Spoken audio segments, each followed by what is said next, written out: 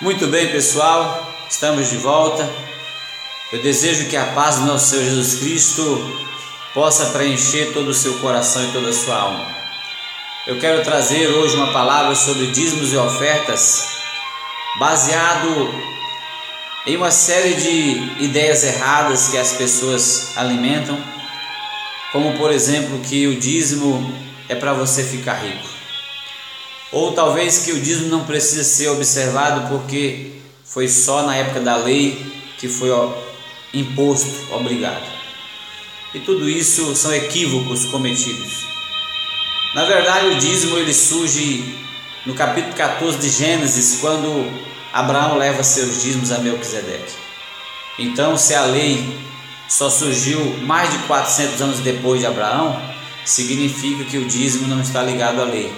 Está ligado ao patriarca, que é pai na fé de todos aqueles que creem em Deus, em Yahvé, em Jeová, no Deus de Israel.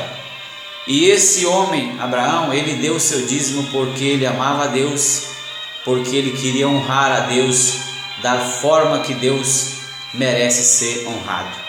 E o dízimo consiste nisso, em amor e não em lei, não em obrigação.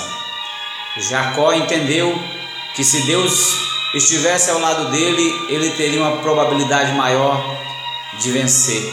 Ele fez um voto no capítulo 29 de Gênesis. Jacó fez um voto com Deus de ser dizimista, vindo ele a prosperar somente depois de 20 longos anos de muito trabalho, de muito sofrimento. Mas hoje as pessoas querem o imediatismo. Hoje as pessoas querem uma fórmula parecida com um sonrisal, rápido. Mas o reino de Deus não é assim. O reino de Deus consiste na semelhança de plantar uma semente. Ela tem um processo, ela leva um tempo, e aquilo que você busca, ele tem um tempo para poder se concretizar, para sair do reino espiritual e se materializar no reino material, sair do espiritual e se materializar no reino material. Você precisa com certeza crer, mas você precisa com certeza trabalhar.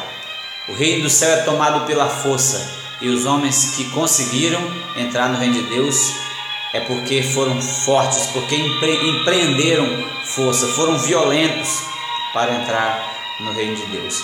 Mas isso no bom sentido da palavra. Ser violento não está ligado a cometer crimes e barbáries, mas a lutar contra si mesmo, a vencer as suas guerras pessoais, porque as maiores guerras que nós vencemos está dentro de cada um de nós.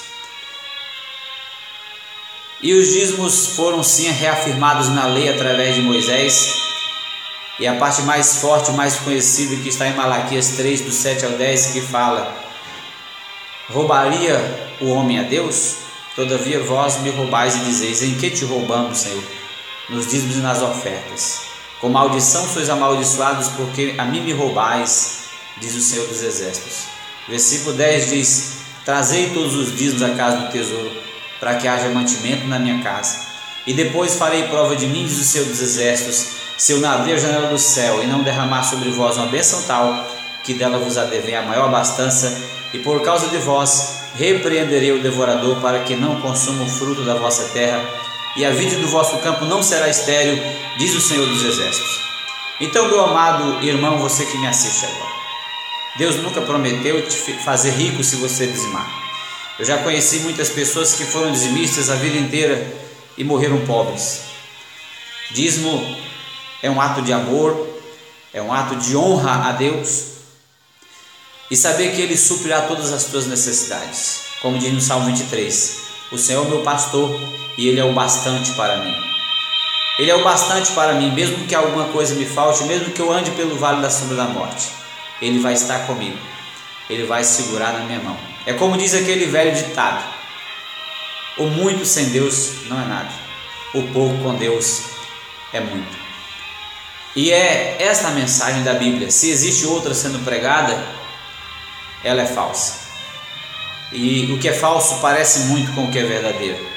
Muitos textos até são usados de uma forma com muita maestria, de uma forma inteligente, mas o que está na Bíblia é outra coisa. Que o reino do céu é para os pobres, que dificilmente aqueles que buscam as riquezas terão a vida eterna.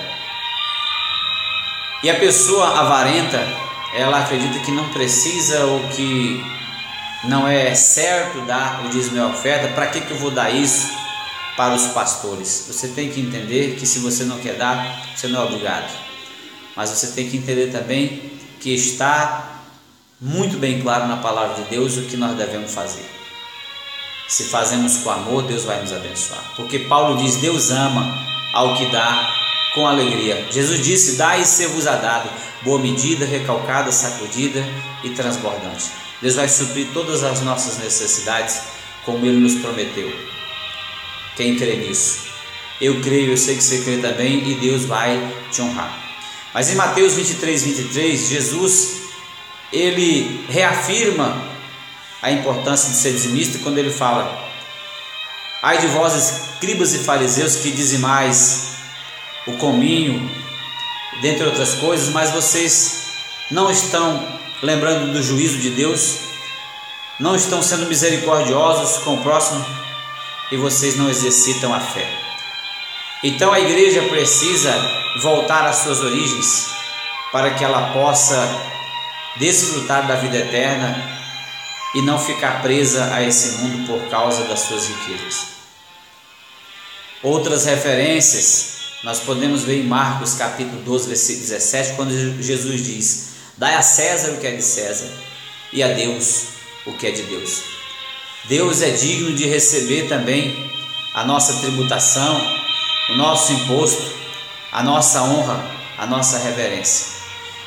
E no mesmo livro, em Marcos, no mesmo capítulo 12, no versículo 41, 42, fala sobre as ofertas, onde muitos ofertavam no ministério de Jesus, e dentre eles ele destacou a importância da oferta da viúva pobre, que deu tudo quanto ela possuía. Hoje vemos igrejas menosprezar as ofertas das pessoas pobres, dizendo que elas não têm fé para alcançar alguns propósitos. Meu irmão, isso não é evangelho. Jesus disse que o reino do céu é pregado aos pobres. Jesus foi pobre, mas ele venceu, ele fez a sua obra e ele não dependeu de outra coisa senão do Pai. Que você e eu possamos aprender com Jesus a depender totalmente de Deus, e com certeza Ele vai levantar pessoas nos momentos certos para serem anjos nas nossas vidas, para trazerem o pão para nós, assim como os corvos alimentaram Elias junto à fonte de Querite. Meu irmão, e para terminar, Hebreus capítulo 7, versículo 9, está escrito: e por assim dizer, até Levi, que recebia dízimos, pagava dízimos, porque Abraão era o patriarca de onde vieram os levitas, nasceram da sua linhagem. Abraão gerou a Isaac, Isaac gerou a Jacó, Jacó gerou a Levi e a todos os seus irmãos. E esse homem Levi, dele surgiu a tribo dos levitas, os sacerdotes, os cantores, os porteiros, os que tocavam instrumentos, os que cantavam, enfim, todos aqueles que trabalhavam no templo. Mas Jesus veio de outra tribo, da tribo de Judá, segundo a sua genealogia. Ele trouxe um novo sacerdócio, aonde todos os gentios são chamados à salvação, são chamados à vida eterna. Que você que ama o reino de Deus, o Evangelho, possa entender o propósito do dar. Que você possa dar com liberalidade. Invista em missões, invista no reino de Deus. Seja dizimista. Fiel ninguém jamais foi e nem será, porque todos pecaram e destituídos estão da glória de Deus. Porque não há um justo, um sequer. Todos se extraviaram e se fizeram inúteis. Foi necessário Jesus morrer na cruz por nós por causa disso, porque nenhum ser humano é suficientemente capaz de dizer: eu sou perfeito.